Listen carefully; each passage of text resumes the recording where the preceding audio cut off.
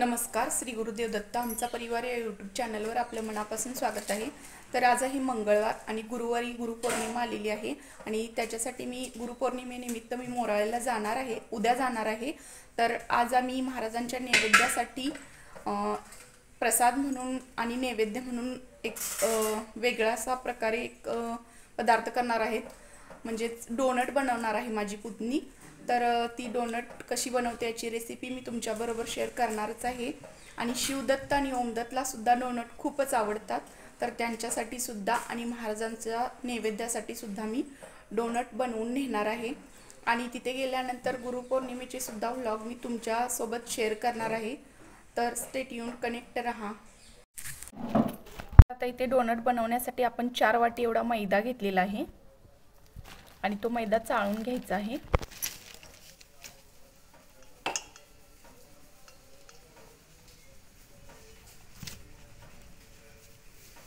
चार वाटी मैद्याला 4 वाटी बारीक केलेली साखर यामध्ये आपण मिक्स करून घेणार आहोत।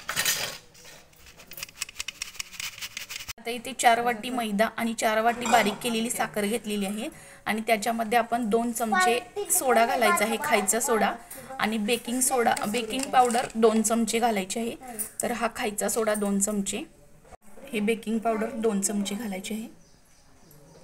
आता इथे दही 2 वाटी आपण घालायचं आहे यामध्ये, आणि दूध 1 फुलपात्र एवढं दूध घ्यायचं आहे आणि हे सर्व एकत्र मिक्स करून आपण याचा गोळा बनवणार आहोत। आता आपली कणिक मळून झालेली आहे आणि ही 1 तास भिजण्यासाठी आपण झाकून ठेवणार आहोत।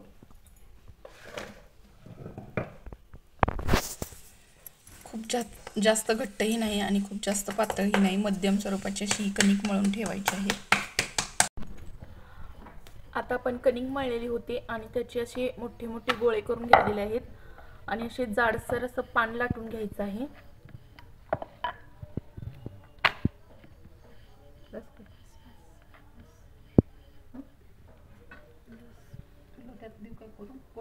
थोडंसं पीठ लावून हे पान असं लाटून घ्यायचं आहे। आता ही छोटी छोटी पानं कट केल्यानंतर त्यामध्ये आणखी एका छोट्या टोपणानं असं छापून घ्यायचं आहे आणि मध्ये गोलाकार असं काढायचं आहे ते।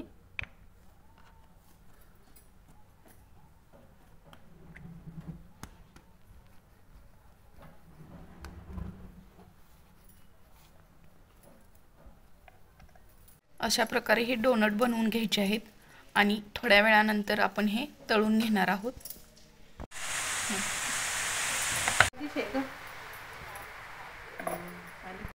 आता कढईमध्ये आपण तेल गरम करण्यासाठी ठेवलेलं आहे आणि तेल सुद्धा कडलेलं आहे।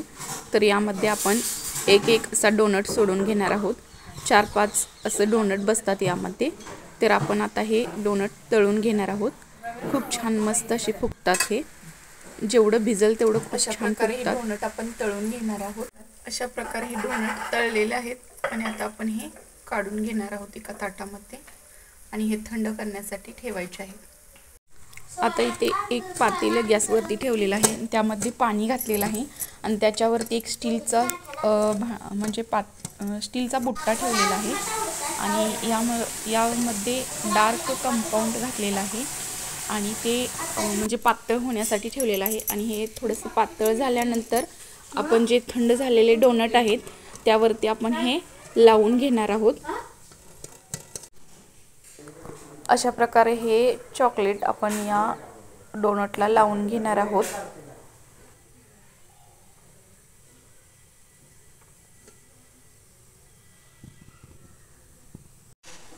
आता हे कंपाऊंड डोनटला लावून झाल्यानंतर आपण त्याच्यावरती व्हाईट कंपाऊंड लावणार आहोत।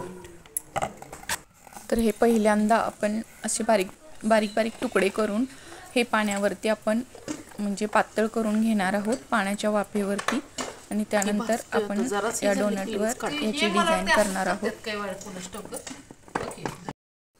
अशा प्रकारे हे व्हाईट कंपाऊंडने याच्यावरती या डोनटवरती डिझाईन काढून घ्यायची आहे आणि खूप छान अशी प्रकारे हे डोनट होतात। तुम्ही सुद्धा करून पहा। जर व्हिडिओ आवडला असेल तर लाईक करा, शेअर करा व सबस्क्राईब करायला विसरू नका। धन्यवाद।